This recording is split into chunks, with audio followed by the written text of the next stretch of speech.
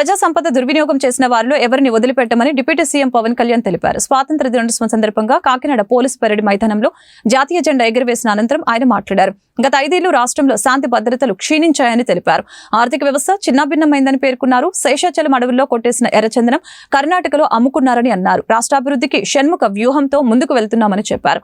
మధ్యాహ్న భోజనానికి డొక్కా సీతమ్మ పేరు, పేదల ఆకలి తీర్చడానికి ఏర్పాటు చేసే క్యాంటీన్లకు ఎన్టీఆర్ పేరు పెట్టామని పవన్ కళ్యాణ్ వివరించారు. ఎదుటివాడి ప్రాణానికి తన ప్రాణాన్ని పణంగా పెట్టే నేల, తన దేశపు సరిహద్దులు దాటి పరాయి దేశం మీద దండయాత్రని చెయ్యని నేల.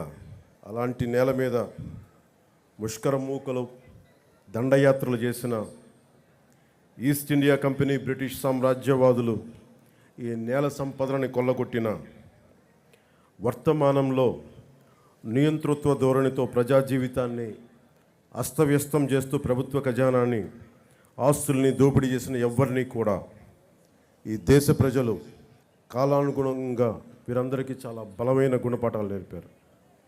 అలాంటి ధైర్య సాహసాలతో నిండి ఉన్న నా భారతదేశ ప్రజలకి, నా అన్నదమ్ములకి, నా అక్క చెల్లెళ్ళకి, పెద్దలకి, పిన్నలకి, మహిళలకి, మబ్బుల్లో పరిగెత్తే పిడుగుల్లాంటి యువతీ యువకులకి 78వ స్వాతంత్ర దినోత్సవ శుభాకాంక్షలు.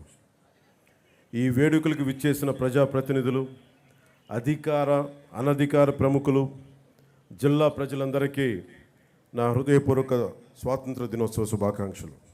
ఒక దేశపు ఆర్థిక పురోగతి, దానికున్న సహజ వనరులు, మానవ వనరుల కంటే కూడా ఆ దేశాన్ని నడిపిస్తున్న నాయకుల సమర్థత, సమగ్రత, ప్రతిభ, వారి దార్శనికత మీద ఆధారపడి ఉంటుంది అని నాని పాల్కీవాలా గారు చెప్తారు.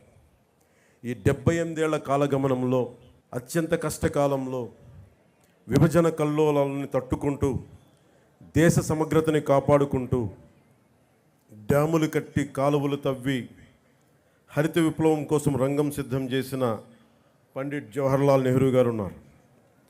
జై జవాన్ జై కిసాన్ నినాదంతో దేశాన్ని ముందుకు నడిపించిన శ్రీ లాల్ బహదూర్ శాస్త్రి గారు ఉన్నారు. బంగ్లాదేశ్ ఆవిర్భావానికి శ్రీకారం చుట్టిన అపర దుర్గాదేవిగా పేరు తెచ్చుకుని అభివర్ణించబడే ఇందిరాగాంధీ గారు, మీరు హిస్టరీ కాదు, మీరు జాగ్రఫీని సృష్టించారనే పేరు తెచ్చుకున్న ఇందిరాగాంధీ గారు ఉన్నారు. శ్రీమతి ఇందిరాగాంధీ గారు ఉన్న బంగారు నిల్వలు కూడా అమ్ముకోవాల్సిన దుస్థితిలో తన మేధా సంపత్తితోటి, విశిష్టమైన రాజకీయ అనుభవంతో ఆర్థిక సంస్కరణలు పట్టుకొచ్చి భారతదేశాన్ని తిరిగి ప్రపంచ పటంలో పెట్టిన గొప్ప వ్యక్తి, దార్శనికుడు పివి నరసింహారావు గారు ఉన్నారు.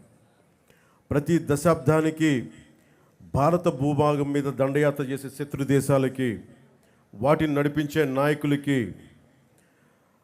వారి దేశ ఆర్థిక మూలాలు కానీ మొత్తం కదిలిపోయేలా, వారి మూలాలు కదిలిపోయేలా, శత్రు దేశాల మూలాలు కదిలిపోయేలా పోఖ్రాన్లో అణుబాంబుని పేల్చి భారతదేశ స్థాయిని చూపించి ప్రపంచాన్ని నివ్వెరపోయేలా చేసిన సింహరాజం శ్రీ అటల్ బిహారీ వాజ్పేయి గారు ఉన్నారు.